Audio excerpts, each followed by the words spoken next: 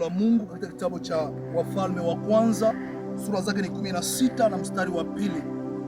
Maneno ya Mungu yanasema, nalikutoa mavumbini nikakuweka juu kuwa mfalme wa taifa langu Israeli, lakini umeenenda katika njia za Yeroboamu na kupotosha taifa langu.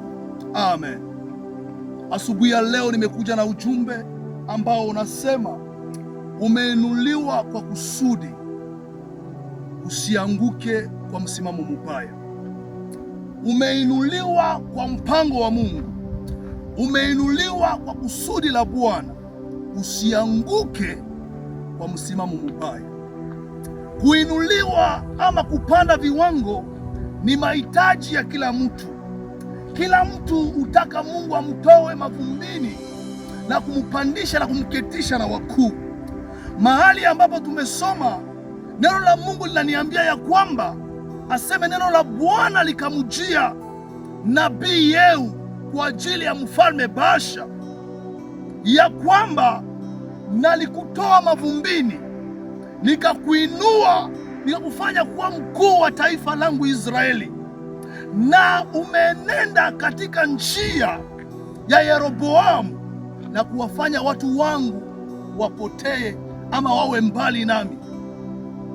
Maneno ya Mungu yamemjia mfalme Baasha, kisha Mungu kumtendea wema, kisha Mungu kumlogota katika hali ambayo ni ya dharau na kufanya kuwa mfalme wa taifa.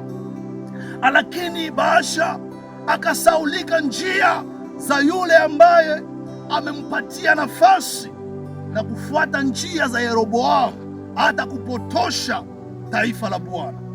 Nimekuja kumwambia mpendo unanifuata kwa majira kama na haya, ya kwamba Mungu huinua watu kila leo.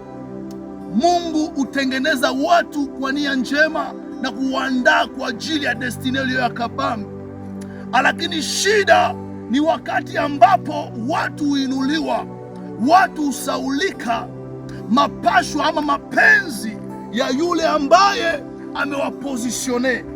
Na Baasha ni mfano ya yule mtu ambaye Mungu amekupatia nafasi, Mungu amekupatia huduma ama karama, amekupatia familia, lakini katika ile zawadi ama karama ya Mungu unashindwa kuenenda sawasawa na Mungu wa kazi, unashindwa kutenda sawasawa na jinsi Mungu anavyotaka. Ni ile alire ya mtu kulewa madaraka, ni ile alire ya mtu kupewa kitu ambacho labda kila mdepase nivo anaona kama kile kitu kiko please mwenye alimpatia. Nimekuja kuankurajia mpendo nani mfuata kwa majira kama na haya, ya kwamba Mungu anapokuinua kuwa makini katika kutembea na yeye. Mungu anapokutendea wema kuwa makini, usikutane ulimuacha. Maana watu wengi wanamuacha Mungu, na unapomwacha Mungu tatizo ni moja na kubwa tena, hautapotea mwenyewe, hata na wale ambao wanaokufuata yawezekana nao ukawabeba kwa njia ambayo sio sahihi. Mungu hutaka kuinua watu kila leo. Mungu amekuinua ndugu yangu unayenifuata. Mungu amekutoa katika situasio ile, ni wewe ndio unayejua. Lakini leo ni namna gani unavyosimama na kule kwenye Mungu alikutoa. Je, tunaweza tukamwona ule Mungu aliyekupatia nafasi? Tunaweza tukamwona ule Mungu ambaye amekuheshimisha leo, uliyekuwa mahali ambapo hakuna thamani? Je, unaenenda namna gani? Mungu hutaka kuwainua watu, lakini mwisho wa safari ama mkatikati ya njia ni watu ndio wanaojifanya waengra, ni watu wanaojifanya kumsaulika Mungu. Neno la Mungu lilipomjia nabii huyu kumwambia mfalme Baasha ya kwamba Mungu wa mbinguni anasema, nalikutoa mavumbini, lakini umefuata njia za Yeroboamu. Leo nimekuja kuongea pointi 3 ambazo zitakusaidia na utajua namna gani utaenenda na Bwana. Pointi ya kwanza inasema ya kwamba kuinuliwa sio kufika, ama kubarikiwa sio kumaliza. Unapobarikiwa kutoka Bwana haiyamaanisha kama umejieneza.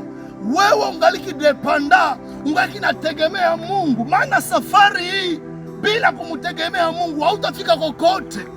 Bila kumtia Mungu wa kwanza, bila kuenenda mapenzi ya Mungu, utajikutana ya kwamba umeanza vizuri, umeanza kwa roho, lakini unajikutana ya kwamba umemaliza kwa mwili. Umeinuliwa kwa kusudi la Mungu. Usianguke kwa nia mbaya ama kwa msimamo mubaya. Watu wengi wameinuliwa, watu wengi Bwana amewachagua kuwa nabii wa mataifa, amewachagua kuwa waambasader, lakini sasa wale watu ni kama vile wamesaulika misheni yao.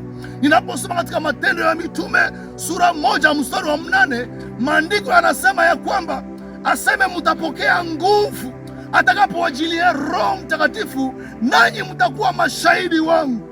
Mbingu zina expect mashahidi wa Bwana. Mbingu zina expect waambasader watakaoongoza watu katika ukweli na katika nuru.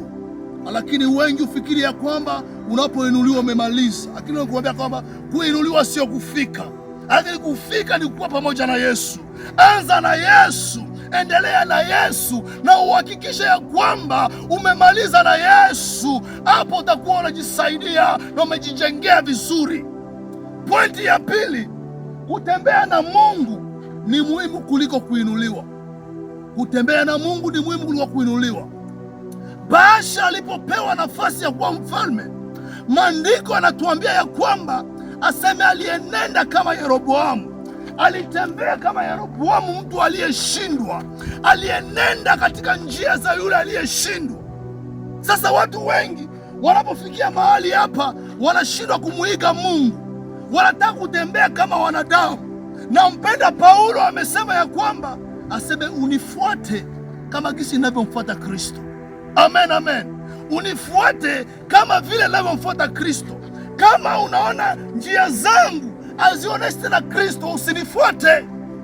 Tuwe watu wa kumuiga Bwana.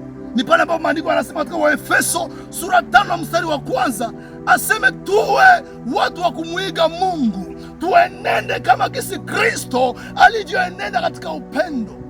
Watu wengi leo wanaiga sana, watu wengi leo wanakopia kudunia. Watu wengi leo ni kama maandiko yanavyosema katika Warumi 12 na mstari wa 2, aseme msifuatishe namna ya dunia hii. Lakini watu wengi wanapoinuliwa wanamsaulika Mungu, wanasaulika aliyo mapenzi ya Mungu, na wanafuatanisha namna ya ulimwengu. Leo nimekuja kuambia ya kwamba umfanane Yesu Kristo. Leo nimekuja kuambia ya kwamba Yesu Kristo ndio mfano yetu ya kufuatia. Yeye ndio mfano wa maisha ya Mkristo wa kweli. Mwige Yesu Kristo. Usimwige Yeroboamu kama vile Baasha alipomwiga Yeroboamu akajikutana ya kwamba amepoteza taifa. Na pointi ya tatu ambayo ni ya mwisho inasema ya kwamba ushawishi wako una matokeo. Influence yako iko na matokeo kwa wanaokufuata. Mkristo wa kweli, elewa ya kwamba wewe ni nuru ya ulimwengu. Mkristo wa kweli, elewa ya kwamba wewe ni barua iliyokatibiwa kwa Roho Mtakatifu. Wewe ni barua ambayo kuandikwa kwa wino, lakini ni barua iliyokatibiwa kwa Roho Mtakatifu ili ipate kusomwa na wengi. Hatua zako wengi wanazifuata. Kama unabeba nuru ya Yesu Kristo, wengi watafaidika kuingia katika ufalme wa mbinguni. Na kama wewe ni mjumbe wa giza, utakutana kwamba influence yako, ushawishi wako unawapoteza watu. Ni hapa ambapo maandiko yanatuambia aseme umenenda katika njia za Yeroboamu na kupoteza taifa langu Israeli. Taifa ya Israeli ilikuwa nafuata nyayo ya kiongozi ambaye ni Baasha, na taifa kwa sababu ya influence ya kiongozi ikajikutana ya kwamba imemwacha Mungu.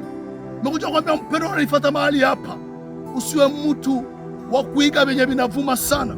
Usiwe mtu wa kuona ya kwamba watu wanashabikia ama kukaramukia dhambi na wao unaona ya kwamba hii inatosha, acha hii hewa nipeleke. Hapana, kuwa mtu ambaye influence yako itawaleta watu kwa Kristo. Kuwa mtu ambaye hata Bwana amekuinua, baki mwaminifu, usipotoshe watu bali uwazogeze watu kwa Yesu. Ni kama vile Baasha alivyopotesha watu, lakini Yesu Kristo alipokuja, alikuja kutuzogeza karibu na Baba. Maamuzi yetu ya kutembea na Mungu iko mikono yetu. Mungu anaweza kuinua, lakini ile responsibility ya kubakia mwaminifu ni katika mikononi mwako. Watu wengi wanafikiri ya kwamba Mungu atakuamulia maisha yenye utaishi. Hapana, yeye mwenyewe anasema, nimeweka mbele yako uzima na mauti, lakini nakushauria uchague uzima ili upate kuishi. Influence yako kama vile mtumishi, kama vile Mkristo, inaweza kufanya taifa ipone ama taifa iangamie. Umaarufu wako unaweza kufanya watu waokolewe ama watu waangamie. Nimekuja kukwambia kwamba pale kwa Mungu alikupozisione, patumie mzuri ili usijikutane ya kwamba umeharibu. Mungu yake anainua watu leo. Swali na kujia leo, mpendwa, kama Bwana anakuinua leo, je, utabaki mwaminifu? Kama Bwana anakupozisione kuna nafasi ambayo ni ya heshima, je, utabaki kumheshimisha ama utasaulika maagizo na kufata nyayo za wanadamu, kushindwa kufata nyayo za Yesu Kristo? Nimekuja kumwambia mtu fulani ya kwamba maisha ya utakaso ni lazima ili kumpendeza Mungu. Hakuna atakayemwona pasipokuwa na utakatifu. Hakuna atakayemwona kusipoishi maisha masafi. Ni pale ambapo anasema kwa Timotheo, asema mtu akijitakasa atakuwa chombo ya samani kwa kazi iliyo njema. Kama unajitakasa na kujifanya wa samani pale ambapo Mungu amekuweka, wewe ni baraka. Acha Bwana Mungu akubariki, uelewe ya kwamba umeinuliwa kwa sababu, na usianguke kwa nia mbaya. Mtakatifu ishiye juu mbinguni, tunasema asante na shukurani kwa wema wako na fadhili zako. Acha taifa lako ambalo limepokea ujumbe huu ya kwamba umetupozisione, umetuinua kwa kusudi njema, taifa lako lisiangamie kwa kukosa maarifa, lakini tutambue iliyo mapenzi yako Bwana, na tukomboe wakati, maana wewe Bwana umlangoni na uchira wako mkononi mwako kumlipa kila mtu sawa sawa na kazi yake. In Jesus name we pray, amen.